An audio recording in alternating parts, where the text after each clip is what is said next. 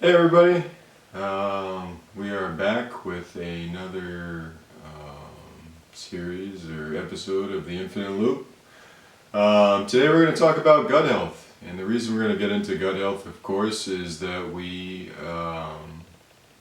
it's become a very important thing in my journey into discovering who I am. And truly, it's been quite a change in views as far as across the board. From the man who used to say a meal isn't a meal without meat, to the same person or being that used to sit down with a box of Eggo waffles and a toaster oven and a bowl of syrup, because at the time, taking the time to actually put something in my body that was nourishing and healthier for me wasn't the mindset. It was truly just, what can I shove down my throat here to get that feeling of hunger away, and not take any time doing so, really. It was more important to play video games or relax in my mind at that time. So before I go off too far into this, I'm thankful enough, I'm blessed to have a partner in my life who has chosen to not only be alongside me in this journey, but to be a very supportive and contributive factor in it. So at that note, I'd like to introduce Shaina, and she's going to be here to not only assist me in hopefully getting out the proper message, but also give some of the information that not only she supported me in helping me learn myself, right? Because that's the true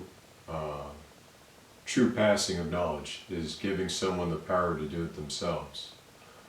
But also to give some of the insight as far as my mindset at the time, because not only is gut health linked with your vessel, but it's also linked with your mental capacity and your mental state.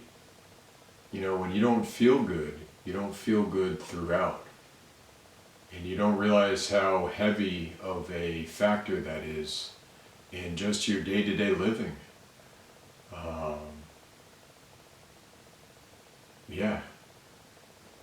So here we are. And I feel like the best time to start with is to start with I guess the celiac disease, really, right? I got diagnosed with celiac disease. This was shortly after, or actually I say shortly after. 2012, 2013. Yeah. 2013. So a couple of years after the Eggo waffles, more towards Eggo pizza, waffles and just any sort of fast food. Takeout food. So at the time we were young adults, mid-20s, 2 small children, under 5, working full-time jobs. And so the only thing we had the energy to do after giving all of our energy to these corporations and these corporate jobs was to order takeout food, pizza, Chinese, Domino's, or easy meals, hamburger helper, Shaina helper, as it was dubbed, because why are you going to drain the grease out? You just eat it. It adds to the flavor. That's right. Just fast, quick meals that I think the difference between the two of us is, at the time, he was eating these fast, quick meals all the time. I've never been someone to eat breakfast, so it was never really a meal that I had to consume. And then with working, I'd have lunch breaks and I would order salads, or I would try to do healthier things. I mean, there was always the pizza and the sandwich, but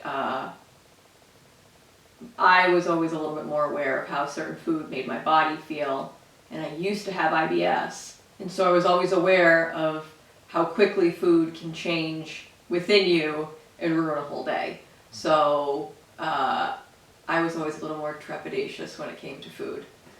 Where I would finish, not only my own plate, but whatever was left on her plate, of course, because I wouldn't want it to go to waste. We worked hard to pay for that meal, and it wasn't anything to do with how it made me feel. It was truly the idea of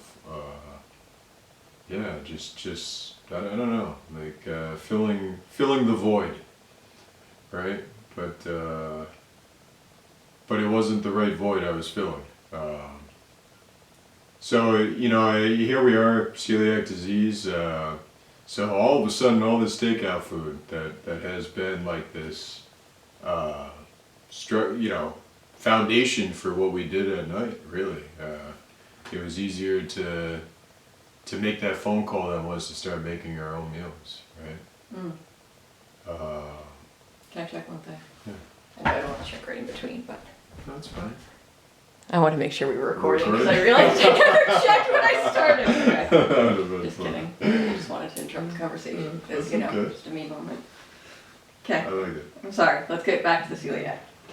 So, here we are going from ordering out all the time to really figuring out not only how not to order out, but how to make meals,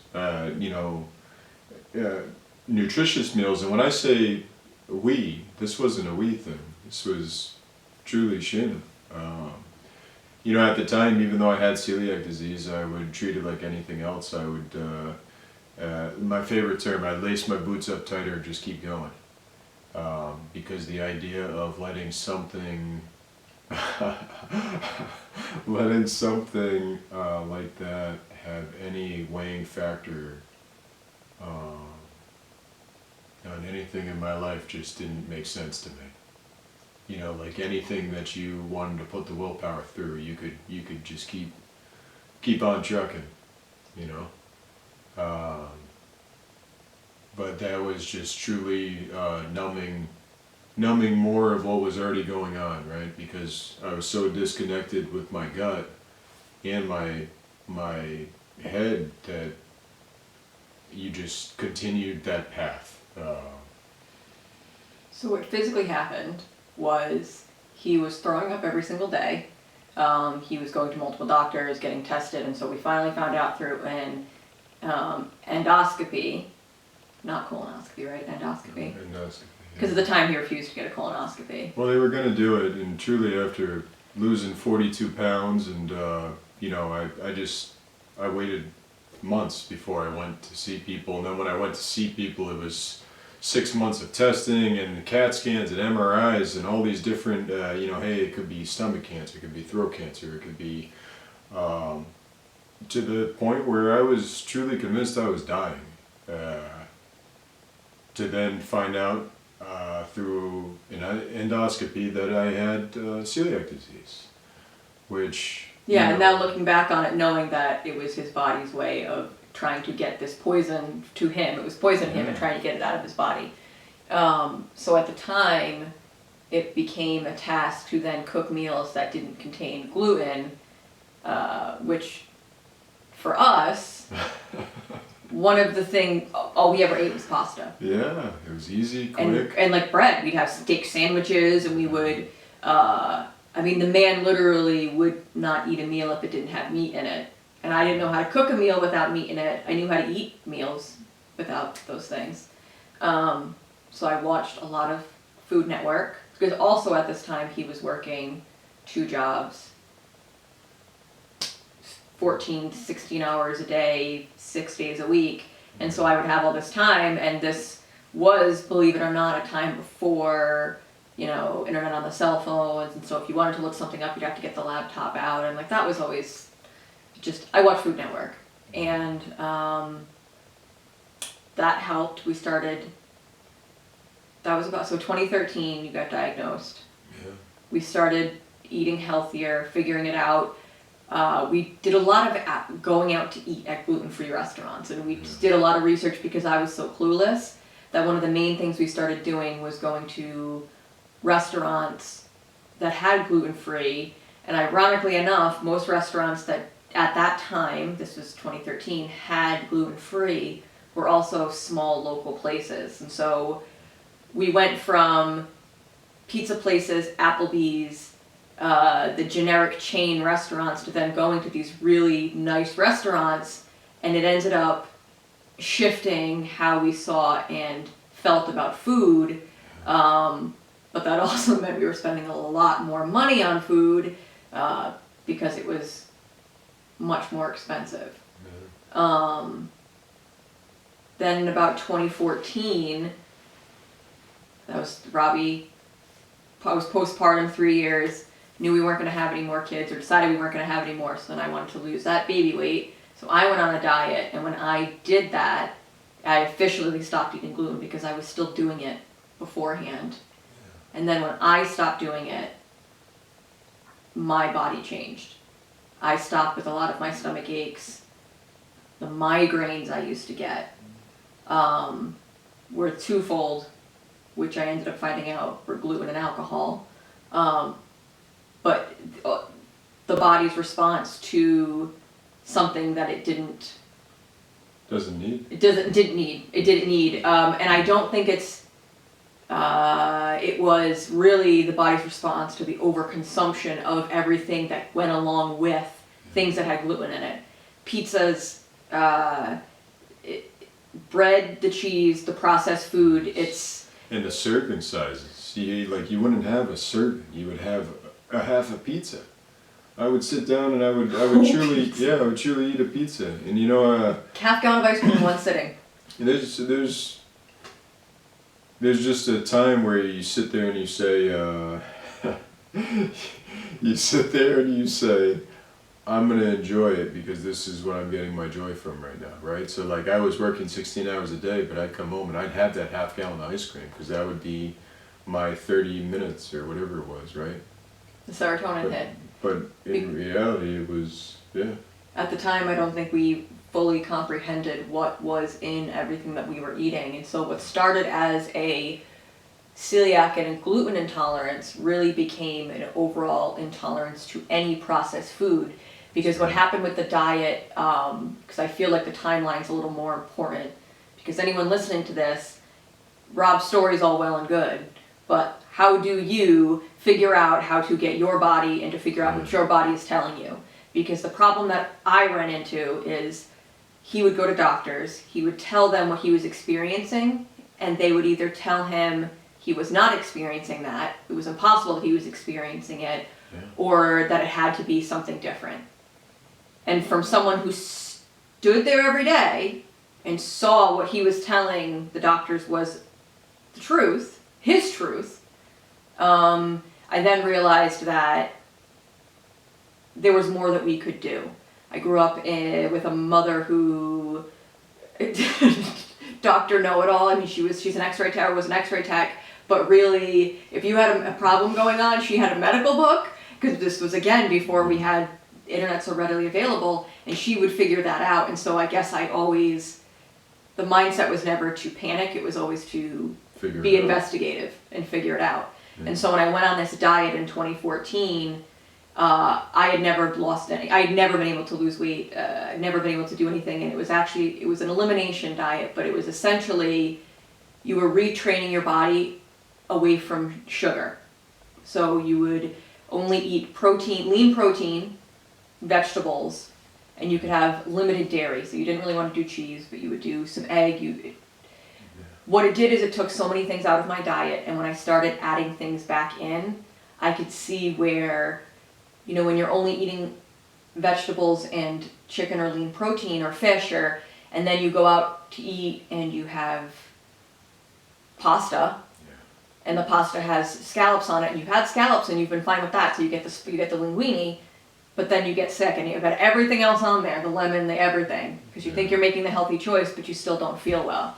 And so you just slowly start to feel what your body did not like. Yeah, what it needs. It's about conscious eating more than anything. You have to be consciously aware of what you're putting into yourself.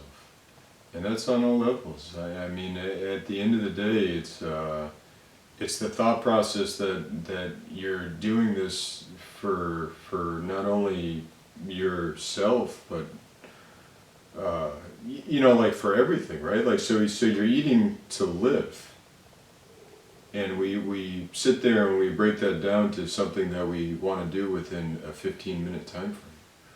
Right, or like you literally put the most minimal amount of time towards the nourishment of your body, when it's one of the most influential things throughout your entire day. Right, like think about the days you start off in the morning after having something heavy the night before, or even the mornings you start off in. Like I used to have the hunter's breakfast, or the hungry man breakfast, or whatever it is. Right, like. 2 pancakes, 2 French toast, a side of corned beef hash, some regular toast too, a couple fried eggs, like the platter of everything. And then try to move afterwards.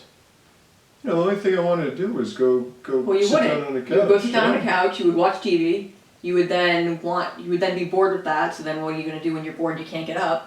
Let's have a glass of wine or have some beer, and then eat some more food and order some takeout. And the cycle continues. Or whatever. It was. Yes. Yeah.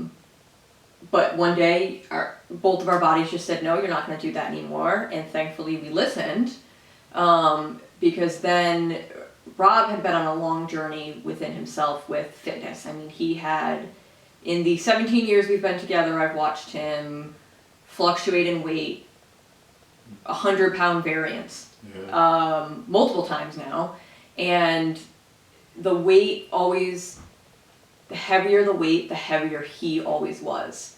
When we met, we were teenagers. We were both, I mean, you could pretend like you have cares as a teenager, like looking back at the time, we thought there were so many things going on, we had so much to worry about, but there really wasn't anything going on. But the more that was going on in our lives that was challenging, or the more unstable he was up here, the bigger he was here. And it wasn't until the celiac physically forced him to stop using food as a crutch did anything actually happen. And the reason it changed was because they said, before we found out it was the celiac, they had a doctor.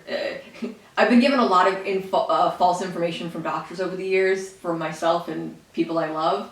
And this was actually a time when that false information was one of the best things that was ever said, because this stubborn man next to me wasn't going to make a change for himself unless it was serious. And when he was told, we think you have stomach cancer, if that's the case, there's nothing we can do about it, you basically are signing your death, like we're basically telling you it's your death sentence. And it actually shifted something within him, because he said, we had a conversation on the ride home from the doctors about him being honest about the food. Well, if you wanted to try that meatless Mondays thing, I think that would be okay. Or, because what's more important? He was open to it. Now this was 2013, 2014. But then once we figured out the celiac things, between 2014 and 2017, we ate healthier, but then there was always, local pizza place did gluten-free pizza. So we were going back to ordering the takeout, and we were making better decisions, but we were both still, we couldn't drink beer any longer, but we would drink ciders. And like Angry Orchards had way too much sugar, so we would go get a locally crafted cider. Things that just, at the time, they were still filling voids that we were then using the food initially for, which are the things that we were trying to get away from doing. We were just switching it. You shifted from one to the next. Right? And even if it was a healthier option, it's still damaging to your body. That's right.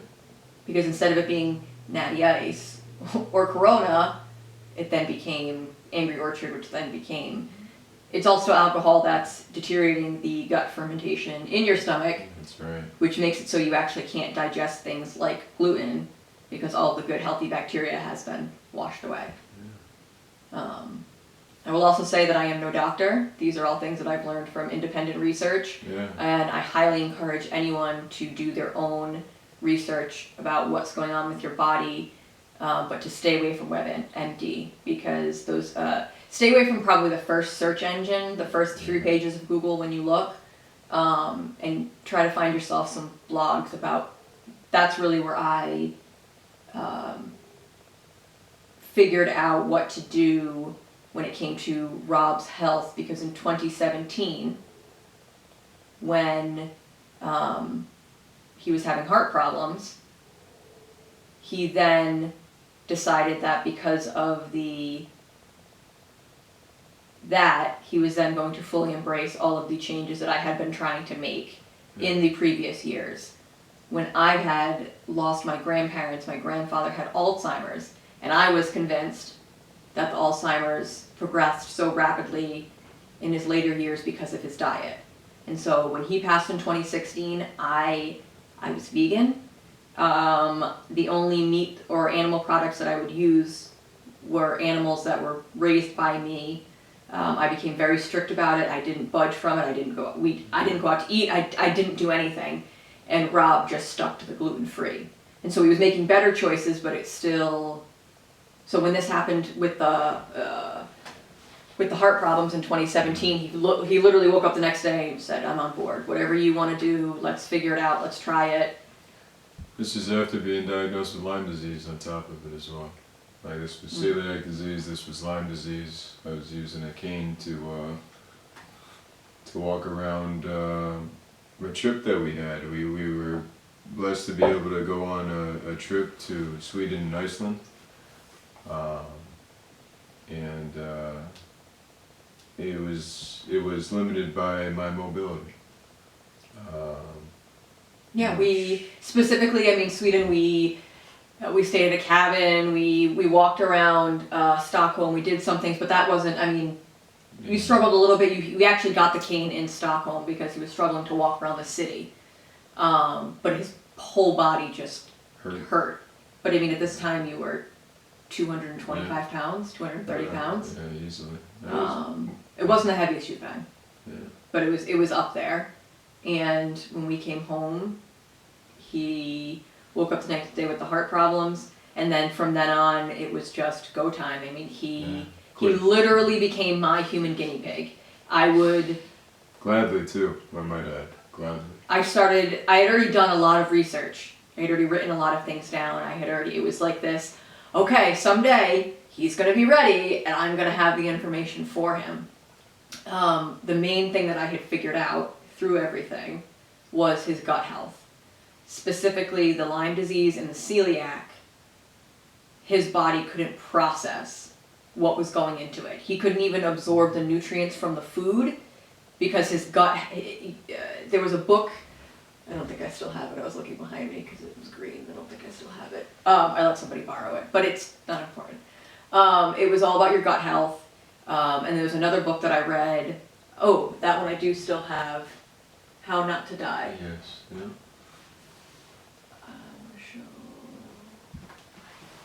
Come on.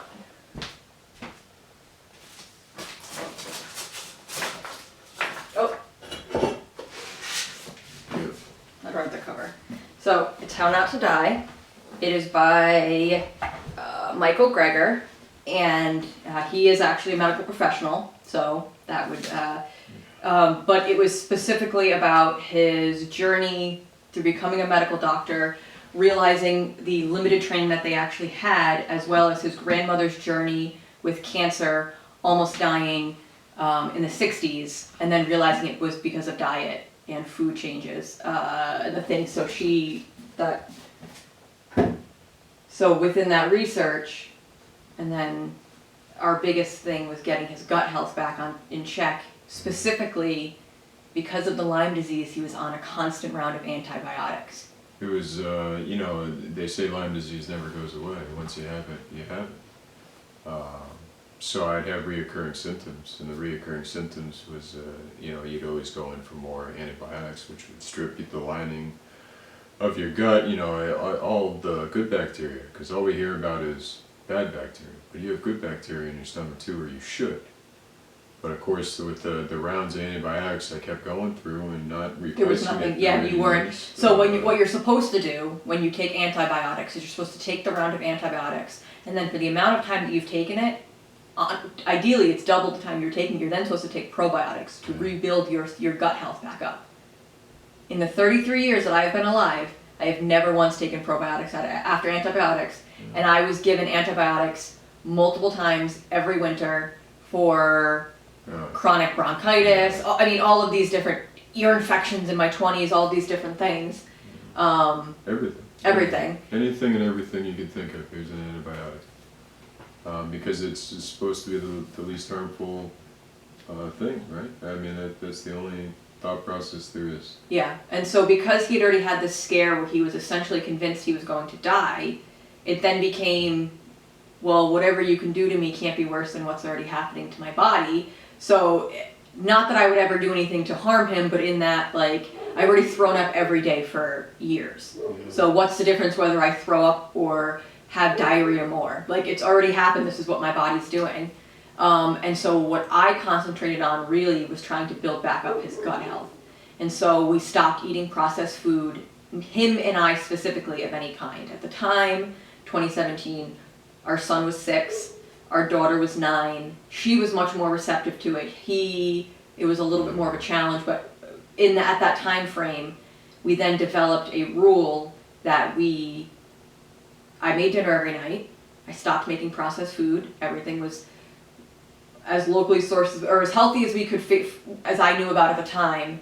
And if the kids did not like what we made for dinner, they could make themselves a peanut butter sandwich. That's right. That was their option. Because what it came down to is the food, the dependency on things that they were eating, like the chicken nuggets and the macaroni and cheese and the Chef Boyardee, were the same food dependencies that Rob had developed his entire life. Yeah. And it was something that I never understood myself. And so because I never had those dependencies, ice cream was always too cold for my mouth because I had teeth problems growing up. So I didn't have that sugar rush. There were so many different things that I didn't, so I could see it from an outside perspective. And I could see my kids developing the habit, our kids, our younger beings, the habit of eating that way. And I, for years, had asked him to look at food differently. But when it came down to it, it wasn't mine to do for him. I made my choices. I made what I made for dinner every night. He had the choice whether he wanted to eat it. I ate what I wanted to eat. We worked separately so I could eat what I needed for lunch, or was home so I could eat what I wanted. But with him fully coming on board and me being able to see it with the kids as well, he then got on board with, okay, well, we can't let them have the same dependencies that we have, because it took 30 years, whatever it was at the time, to shift it, and it's really hard. Yeah. Especially when you sit there and you think about all the times you've been doing it, and sometimes not even realizing it, right? When's the last time you've gone to bed at night and not had a snack just prior to? That's recent for me. Yeah, well, I'm not saying this isn't all the time either. I still have moments. I'll still go to bed and have a snack prior to, but it's not every night now. I don't need that every night. I don't have that same, because you don't need that stuff. It's again, it's all linked to how you're. So, we had to change the SD card. So we're back. Having fun. As usual. Just learning. So we were talking about mindset change. Mm-hmm. And with the kids and the peanut butter sandwiches. Yes. So really, it went from again, now here we were having these meals at night. And don't get me wrong, there was plenty of nights in a row Robby had peanut butter sandwiches, and eventually you get tired of them. You sit there and you go back and forth. You say, oh, well, he's always having his peanut butter sandwich. But really, how many peanut butter sandwiches have we all had in our lives? I mean, I've had countless, and then some. So long story short, sometimes it takes a little convincing. But once you're on board, you start seeing things from a beautiful perspective, right? So instead of looking at these things as necessities, right? Like I needed ice cream to feel good, or to now realizing that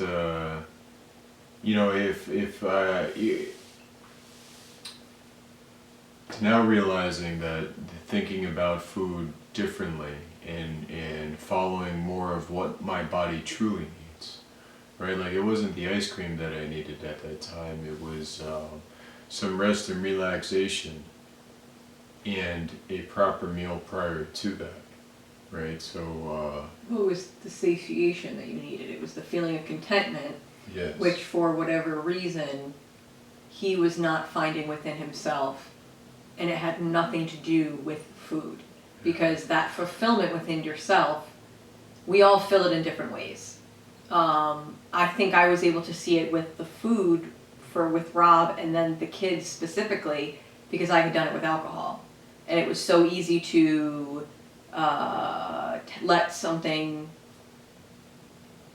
put something within our body that then changes our mindset. And specifically when we did the meals and the peanut butter sandwiches with the kids, we could see that they craved these foods. Yeah, the sugars. Like, yeah. Robby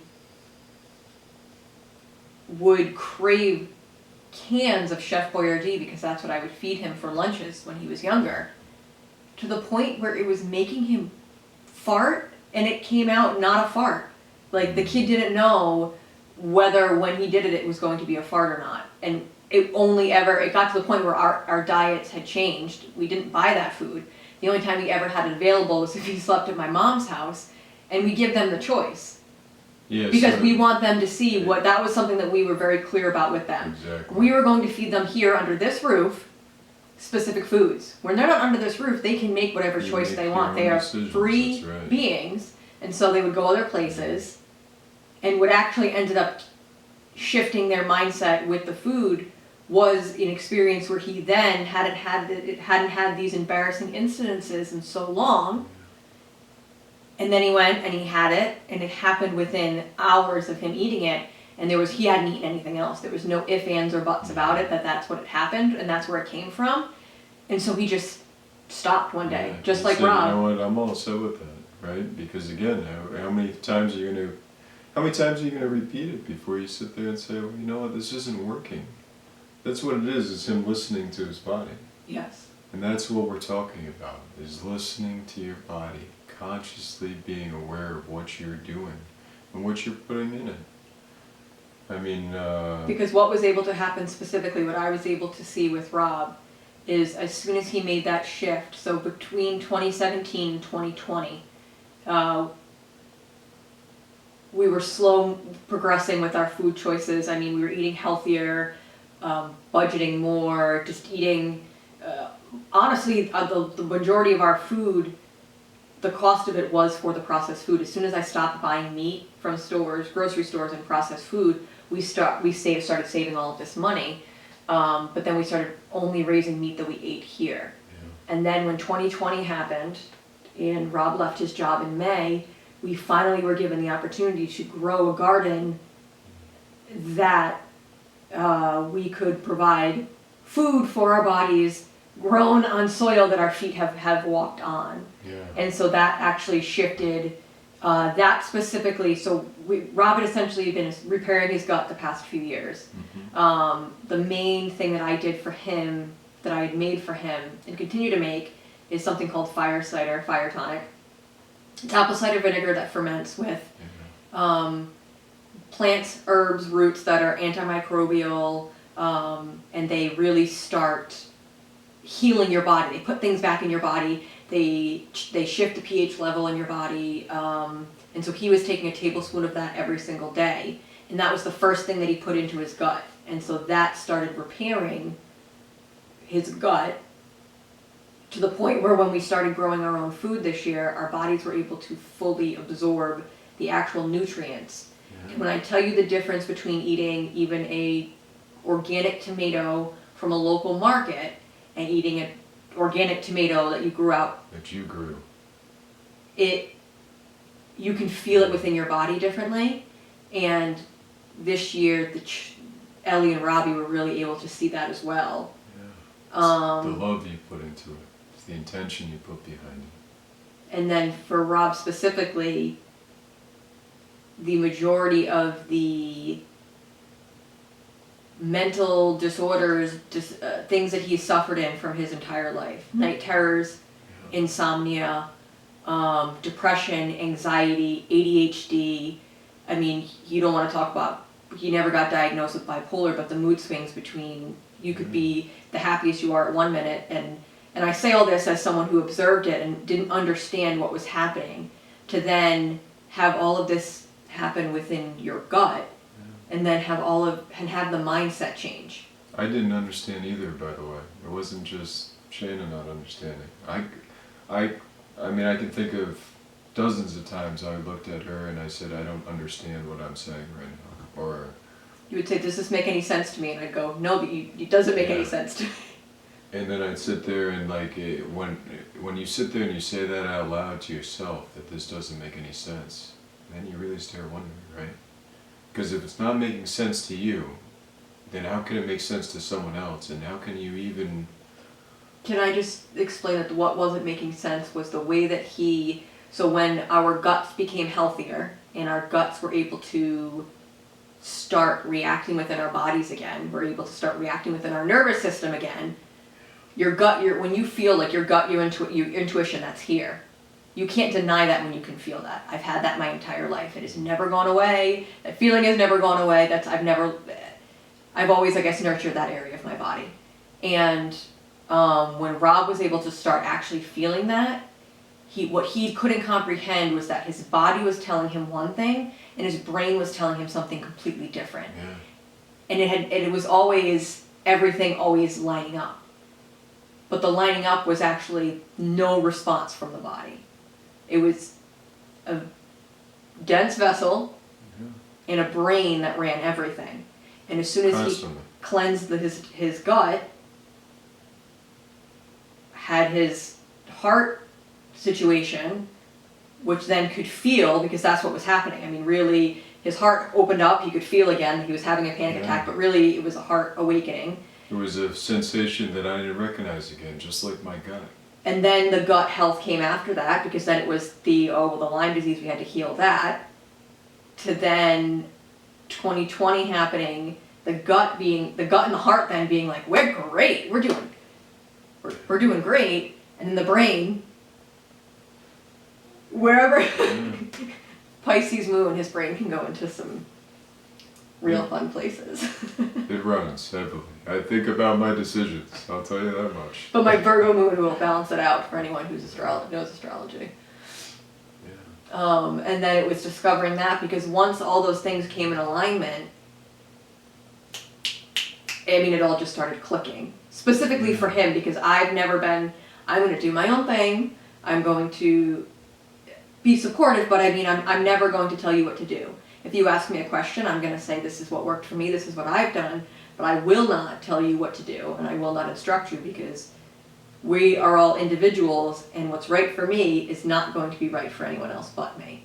And I said that to Rob for years, because he would just say, tell me what to do.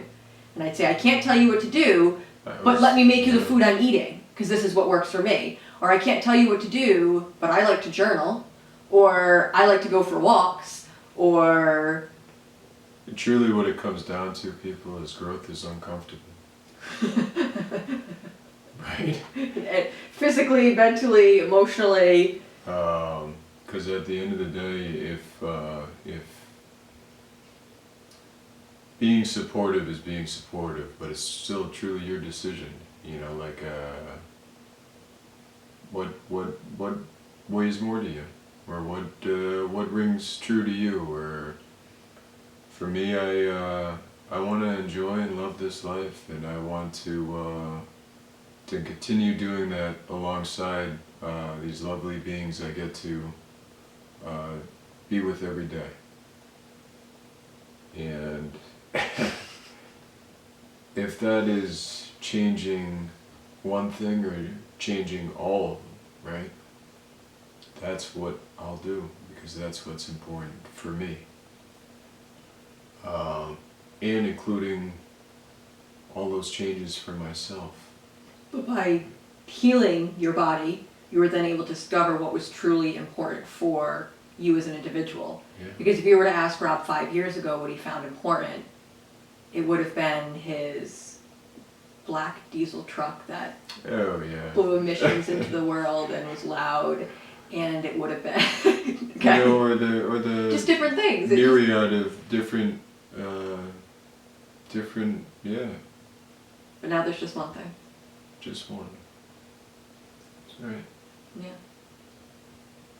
And that came from the succession of shifting one perspective, because that's what it is. Again, it comes down to shifting one perspective.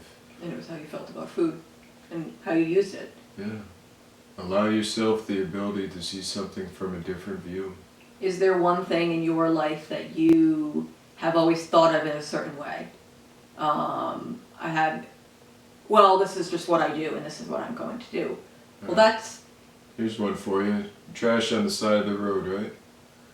I had the pleasure of speaking to a gentleman the other day, and we were talking about trash on the side of the road. I happened to lean down and pick some up.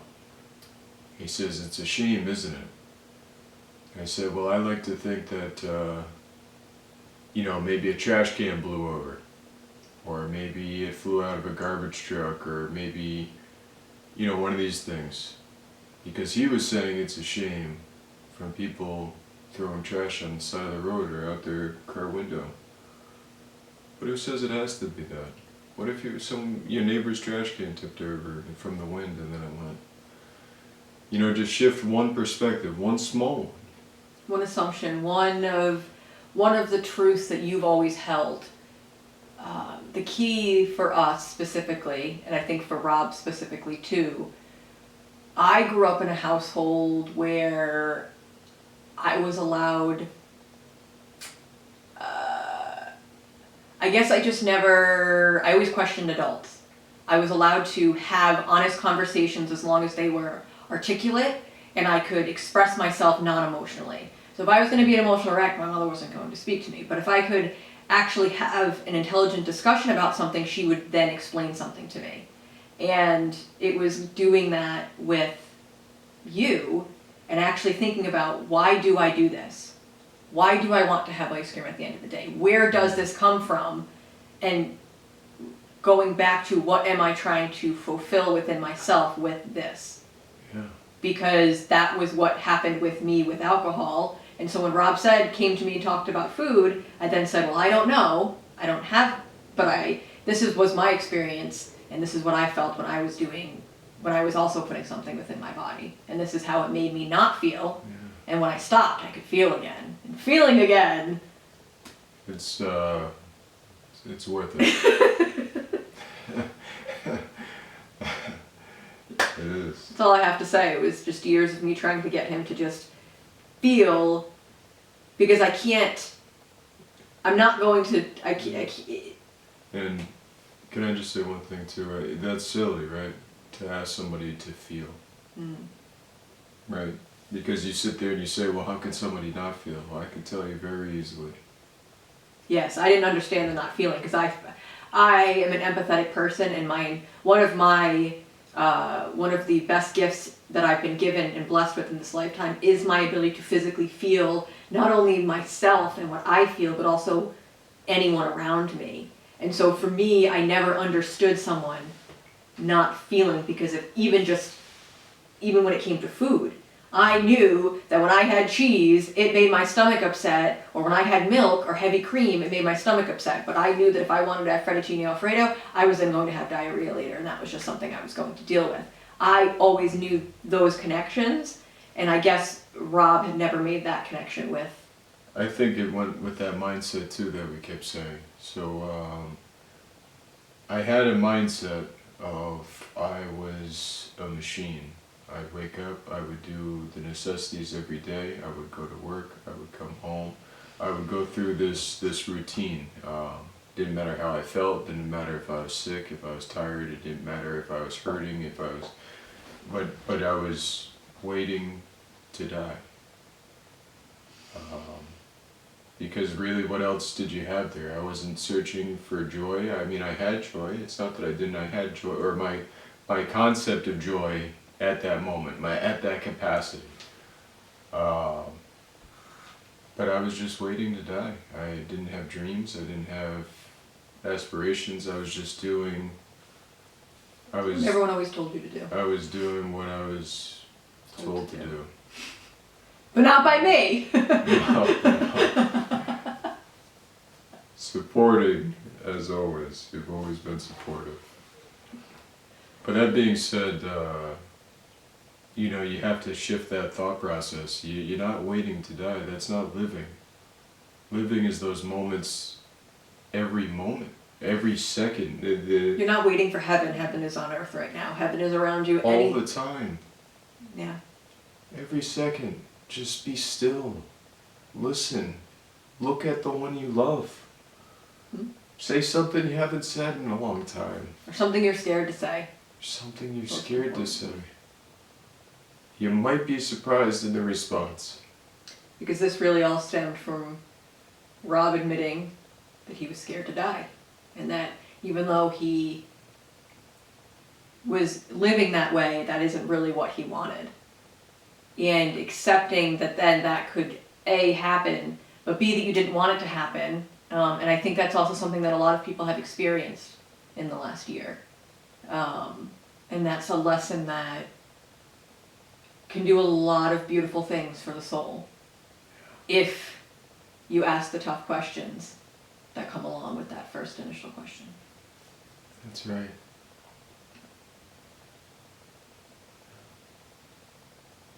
Well, I feel like we covered a lot. And we're going to continue to cover a lot. Yes. We will be, maybe not me every time.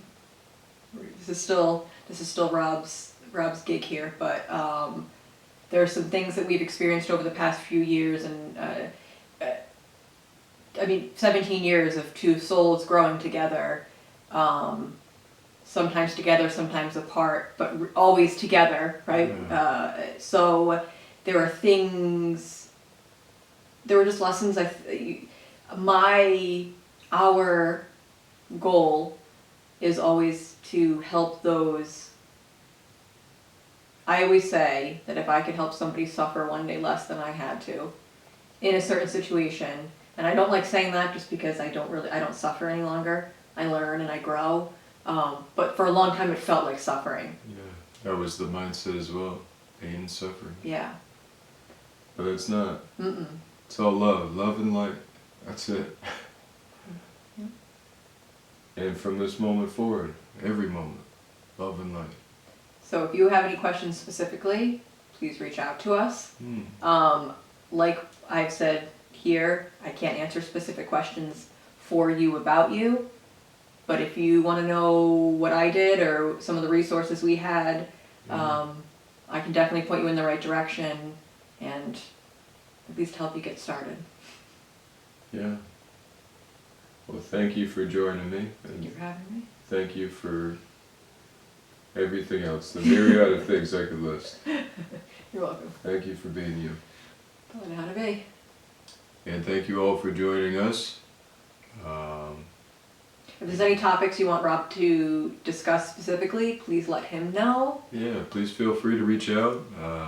You know, and even if you have some interest in an interview, maybe.